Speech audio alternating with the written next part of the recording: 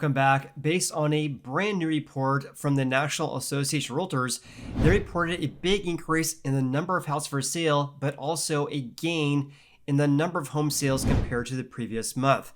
I have a lot to share regarding home sales, housing inventory, and of course, home prices in today's video. This report was actually just announced today, which is on August 22nd. Hope you guys appreciate these timely housing market updates. So here's a report from the National Association of Realtors, again, just posted today, which is August 22nd. This report, by the way, is only looking at existing home sales, which basically means we're excluding brand new home construction and, of course, excluding multifamily units as well. So existing home sales advanced or increased by 1.3% in July compared to June, ending a 4-month decrease in sales. It goes on to say here that home sales improved in July, breaking a streak of 4 consecutive monthly decreases. 3 out of 4 major U.S. regions registered sales gains, while the Midwest remained steady. As I always mention on the channel, real estate is local, right? Areas that have more house for sale right now compared to looking at pre-COVID levels back in 2019 are experiencing slowdowns in home price growth, or also some areas decreases in home prices. In contrast, areas in the Northeast, for example, are experiencing big decreases of inventory levels, and therefore they're seeing big increases in home prices. So the National Association of Realtors breaks this down into 4 major U.S. regions: the Northeast, the Midwest, the South, and the West. So overall, existing home sales came in just below 4 million. And by the way, these are seasonally adjusted, and also they're annualized as well. So at the current sales pace, multiply that by 12, do a seasonal adjustment, you'd be at 3,950,000. That's an increase of 1.3% month over month, but a small decrease down by 2.5% year over year. So even though we're down by 2.5% for the nation as a whole, the Northeast saw a gain of 2.1%, and the West saw a gain of 1.4%. In stark contrast, the Midwest down by 5.2%, the South down by 3.8%. All markets, or all regions, I should say, registered gains on a month-to-month basis, except for the Midwest, which was flat from June. Here's something I noticed as well. I'm going to talk in depth regarding home sales and also inventory levels and prices based on my own analysis of their data here. But something that you guys should be aware of, which I've been talking about for several months now, is that we've been seeing fewer home sales this year compared to last year. And again, last year we basically had nearly a 3-decade low in home sales. So overall, even though they're up by 1.3% compared to the previous month, we still are at very low levels in home sales due to a lack of housing affordability, despite small improvements, which I'll talk about that here in a little bit. So in any case, so far this year, January through July, we're seeing 2.36 million home sales. That's the number of home sales so far this year, not seasonally adjusted and also not annualized. So the actual number of home sales is around 2.4 million. I actually looked back 1 year ago, back in July of 2023, from a video made back then. Back then, at this time, this is January through July of 2023, we had 2.409 million, 2,409,000 home sales, compared to 2,360,000 this year.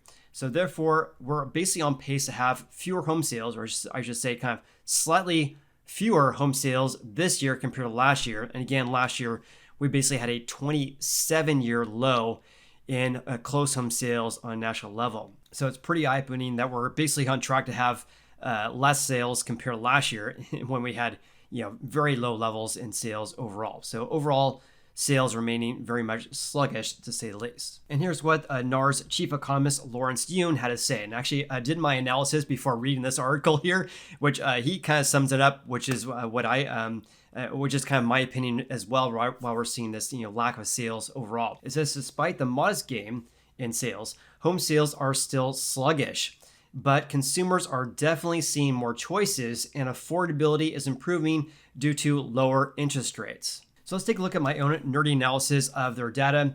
I actually want to share this with you guys first. Here's my comment I made in my video 1 month ago when I made this video once they announced June's numbers.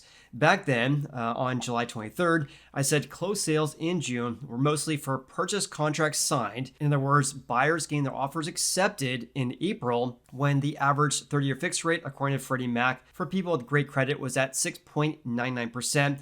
Then it increased in May to 7.06%.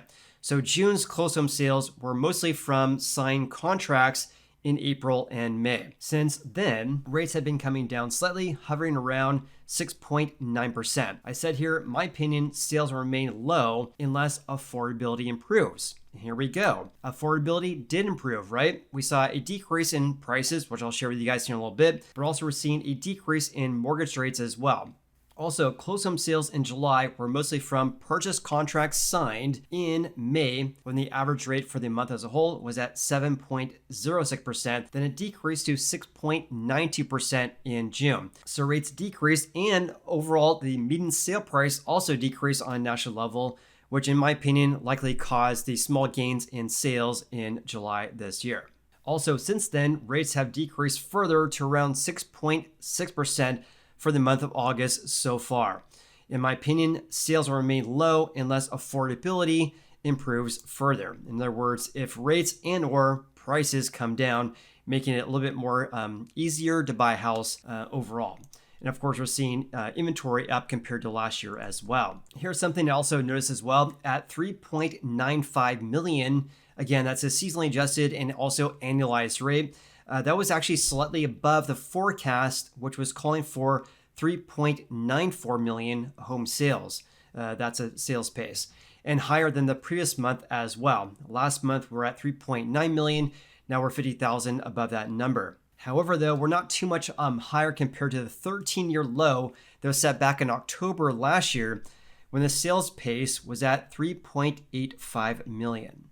Also, like I mentioned, we're basically on track to have slightly fewer home sales this year compared to last year. And again, last year we're at a 28-year low. And like I mentioned here, U.S. home sales remain sluggish due to elevated rates and elevated prices as well. Affordability has been improving, but albeit at a very small level. Also, looking at the sales gains compared to June, again, that rose by 1.3%. That was the first increase since February this year. Sales likely edged up from an increase of housing inventory, which I'll talk about that here in a little bit, and also a decrease in mortgage rates as well. In addition, it also came in right at the street's forecast. The street was also forecasting for a gain of 1.3%. Also, this is quite the turnaround from the, I would call it the mess we saw back in June, when sales fell by 5.1% in one single month. Again, these figures here are seasonally adjusted, so a big decrease in June, and now we kind of have this turnaround now, a gain of 1.3%. The first time that sales increased compared to the previous month ever since February this year. When we look at the year-over-year changes, though, that actually still fell from last year, down by 2.5%. But it's not nearly as bad as last month, because last month, back in June, compared to June of 2023, it decreased by 5.1%. This is also not nearly as bad as the double-digit decreases on a year-over-year basis that we saw every single month from June of 2022 through all the way until we hit October of 2023. Having said that, though, this marks the 36th month, in other words, 3 years, in which home sales were flat or down compared to the previous year, which is pretty remarkable. The last time that sales increased year over year was way back in July of 2021. Also, a friendly reminder here, these figures here are based on sales of existing single-family houses, townhomes, condos, and co-ops. All right, let's change gears slightly here and talk about inventory levels, and then we'll talk about home prices as well. I have a lot to share based on my nerdy analysis. Anyways, total housing inventory registered at the end of July was at 1.33 million units, up by 0.8% from June, but up by nearly 20% from 1 year ago. These figures, by the way, tend to be a lot higher compared to Altos, Research.com, Redfin, as well as Realtor.com, because I believe that the National Association of Realtors includes at least some pending home sales in their total inventory numbers, not just looking at houses actually for sale, but including sales under contract with home buyer. Let's have a look at a table from NAR looking at inventory levels, 1.33 million, a big increase compared to 1 year ago, up by 19.8%. Also, the month supply is at 4 months. That actually decreased compared to the previous month at 4.1 months. We're still up by 21.2%. By the way, at 4 months, this means at the current sales pace, if no new listings were hit the market, in other words, people stop listing their house for sale, at the current sales pace, all houses listed for sale, 1.33 million, would be sold in 4 months. This month supply at 4 months is actually slightly below looking at pre-COVID levels. So here's my nerdy analysis of NAR's data. So let's go back to July of 2016, 4.7 months. Back in 2017, 4.2 months, 18, 4.3 months, and July of 2019 at 4.2 months. So even though we're down looking at pre-COVID levels, we're actually getting very close to looking at more historical norms right now. This is something though that you guys should be aware of though. At 1.33 million houses for sale, that's actually the highest amount since October of 2020. So we're basically very close to a 4-year high. Something to be aware of though as well is that these figures are not seasonally adjusted, and inventory tends to peak in the late and summer months, and here we are in July. So inventory kind of tends to peak around this time. So therefore, let's see in the coming months if inventory has peaked, because according to data from Redfin, inventory actually peaked around July. And here we are in July, according to the National Association of Realtors, and we're basically edged up slightly compared to June's numbers at 1.32 million.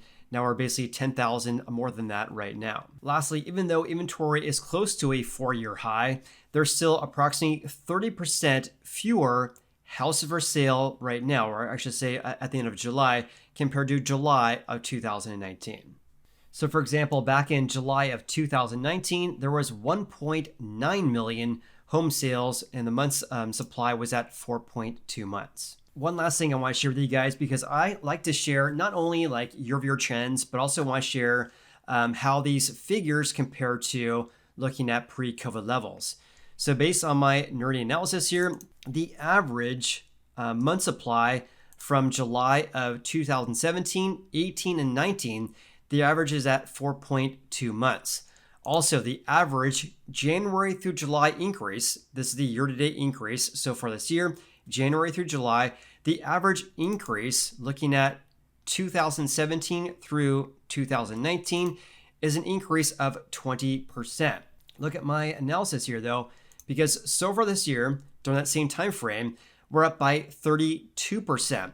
That's a gain of inventory compared to January this year through July this year, an increase of 32%.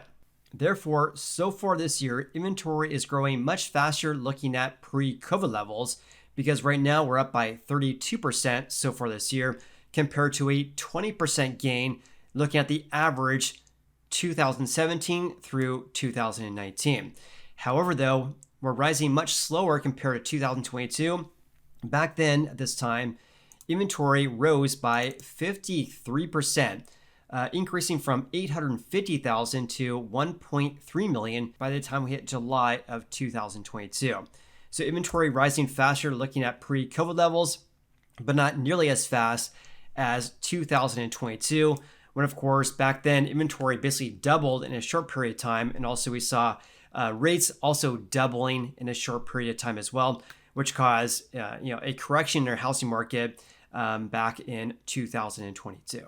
So my take on this, and leave me a comment below with your thoughts regarding this. This is just my opinion. We likely will not see a sharp, similar correction like we saw in 2022, given that inventory is growing much slower this year compared to last year. And also, mortgage rates are not doubling like we saw 2 years ago as well.